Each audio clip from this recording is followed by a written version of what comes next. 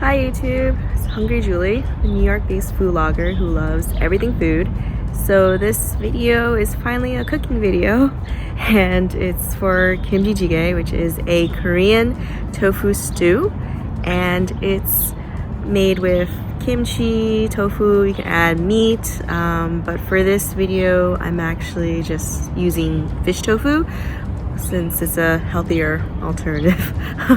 Because I am trying to eat healthy, and I wanted to use the Korean stone bowl that my husband bought me for like a present like years ago, because I like never use it. So I thought I could use it, and the funny part is how women always say that like men don't listen to what they say. I mentioned it like once, and then I got it as a Christmas gift, and I was like, oh, I guess he does listen when I talk. And I really only said it once, so it's very surprising that he remembered that it's something I would like, but I don't use it very often. So please enjoy.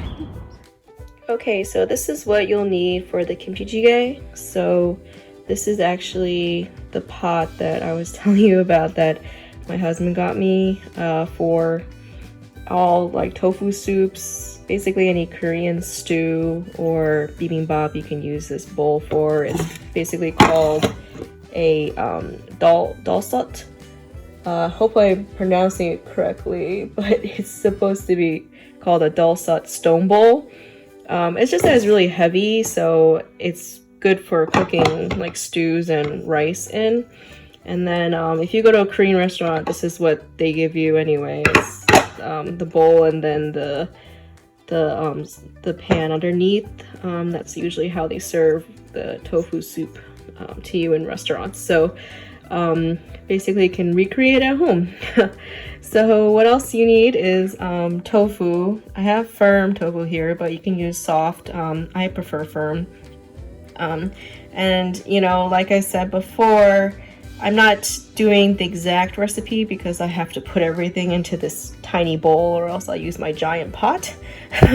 So I'm using like half the ingredients that I usually would use in the recipe just for this video. So this is the firm tofu, and I cut up in cubes because it's easier to eat. And then, as I said before, I substitute fish tofu instead of pork or any kind of meat. Usually kimchi jjigae has pork or beef or spam, but I'm trying to be a little bit healthier and I don't really eat much red meat anymore, so I just cut up some fish tofu instead.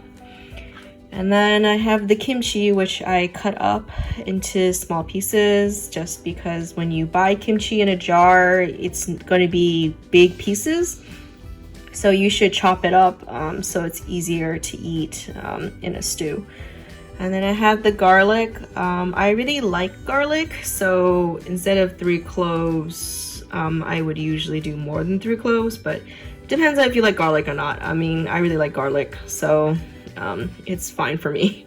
And then I have some green onions, which I chopped up, and I like green onions and I actually grow them myself, so I usually have a lot of green onions on hand, so I usually use a lot more than most people do. And then this is the Korean chili flakes called gochugaru. I think hopefully you're pronouncing it correctly, which you can buy in any Asian supermarket. I usually have a giant bag, but I actually used most of it, so I just put it in a small Ziploc bag for now. And then I also have an egg, for the kimchi jjigae on top. When you go to a Korean restaurant, they usually give you a raw egg and you put it in the stew yourself.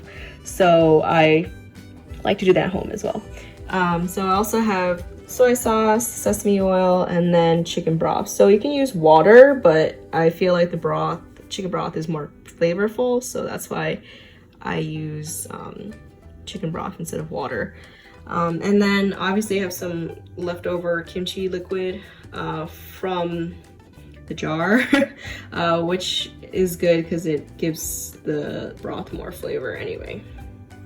Okay, so usually you would heat the meat up first, but since I'm not using meat, I'm using fish tofu. I'm just gonna cook the fish tofu first. So I'm just gonna put the garlic in.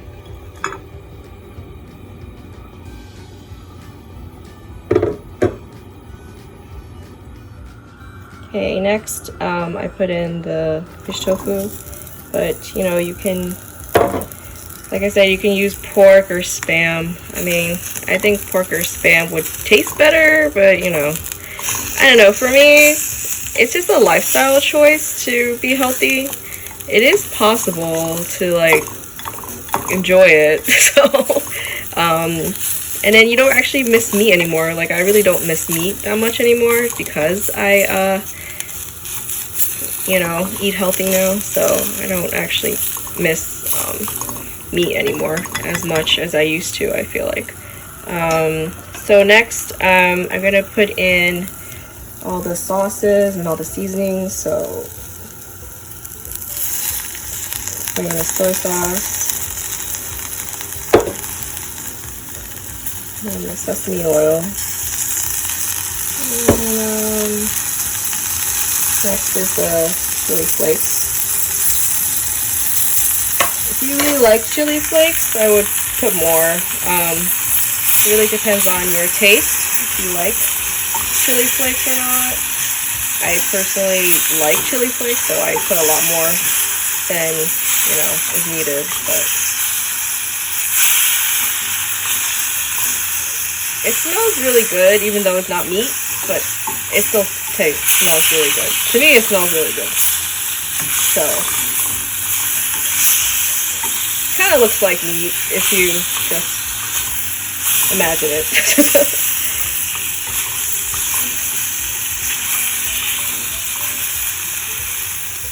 So it looks pretty good. So I'm just gonna add the kimchi.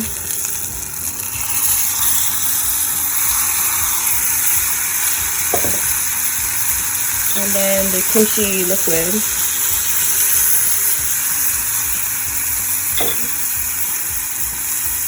And then the broth.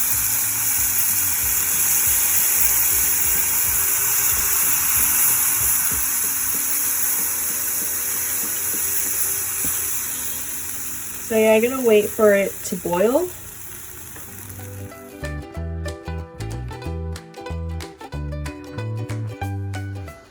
I have to say, watching a pot boil is, yeah, no fun. But yay, it's finally boiling. Yeah, now we can add the tofu and then the green onions, and then we're all set. So yes, it's boiling nicely. So now we're gonna add the tofu. Okay, once you added the tofu and it's boiling again, it's pretty much cooked. So now you're basically done. Just gonna add some green onions and my egg, and then that's pretty much it. So here's some green onions. I think green onions make anything look pretty, so because you know that color really is very bright against all the red, so that kind of helps. So usually I crack an egg, so I can.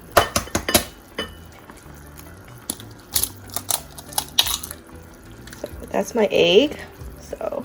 So that's it. That's basically how you make kimchi jjigae. So very easy, and anybody can make it really at home instead of eating at the restaurant. So.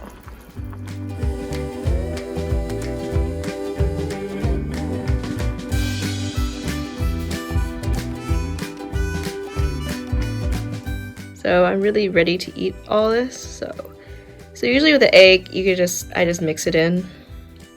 And the bowl is still really hot, so I wouldn't recommend actually touching it. That's why they have a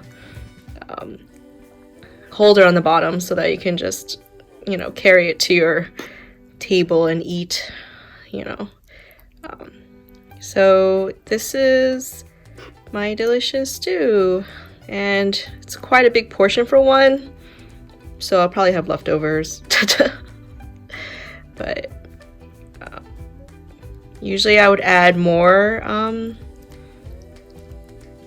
chili flakes, which I think I will do. I will probably add more chili flakes because it's what makes it taste good, is the chili flakes. Thanks for watching. So please like, subscribe, and comment below if you've tried this recipe and you like it or you don't like it. Please let me know, and please give me any feedback, any ideas for new videos. Thanks so much. Bye.